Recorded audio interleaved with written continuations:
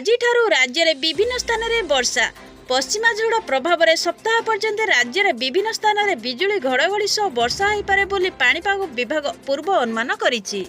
ଆସନ୍ତୁ ଜାଣିବା ସମ୍ପୂର୍ଣ୍ଣ ଅପଡେଟ୍ ଖବରଟିକୁ ଜାଣିବାକୁ ହେଲେ ଭିଡ଼ିଓଟିକୁ ଶେଷ ପର୍ଯ୍ୟନ୍ତ ଦେଖନ୍ତୁ। ଆମ ଚ୍ୟାନେଲ ସହ ଯୋଡ଼ିବାକୁ ହେଲେ ଚ୍ୟାନେଲକୁ ସବସ୍କ୍ରାଇବ୍ କରି ପାଖରେ ଥିବା ଘଣ୍ଟି ଚିହ୍ନକୁ ଦବାଇ ଦିଅନ୍ତୁ, ଯାହାଫଳରେ ଏଇଭଳି ଲାଟେଷ୍ଟ ଅପଡେଟ୍ ଆପଣମାନେ ସର୍ବପ୍ରଥମେ ପାଇପାରିବେ। ଆଗାମୀ 24 ଘଣ୍ଟା ମଧ୍ୟରେ ମୟୂରଭଞ୍ଜ, ବାଲେଶ୍ୱର, କେଉଁଝର, ଭଦ୍ରକ, ଯାଜପୁର ଏବଂ କେନ୍ଦ୍ରାପଡ଼ା ଜିଲ୍ଲାରେ କିଛି ଅଞ୍ଚଳରେ ବିଜୁଳି ଘଡ଼ଘଡ଼ି ସହ ବର୍ଷା ହେବା ସମ୍ଭାବନା ଥିବାରୁ ଉପରୋକ୍ତ ଜିଲ୍ଲାଗୁଡ଼ିକୁ ୟେଲୋ ୱାର୍ଣ୍ଣିଂ ଜାରି କରାଯାଇଛି।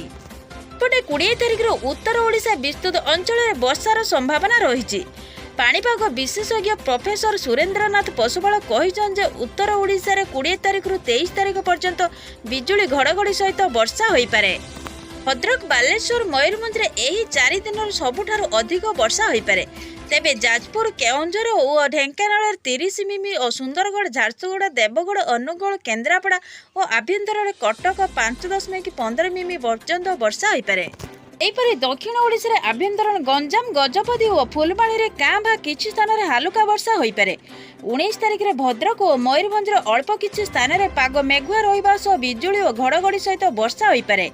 20 ତାରିଖରେ ଭଦ୍ରକ ଓ ବାଲେଶ୍ୱର, ମୟୂରଭଞ୍ଜର ବିସ୍ତୃତ ଅଞ୍ଚଳରେ 20ରୁ 25 ମିମି ବର୍ଷା ସମ୍ଭାବନା ରହିଛି। ଢେଙ୍କାନାଳ, କେଉଁଝର ଓ ଯାଜପୁର 10ରୁ 20 ମିମି ବର୍ଷା ହୋଇପାରେ।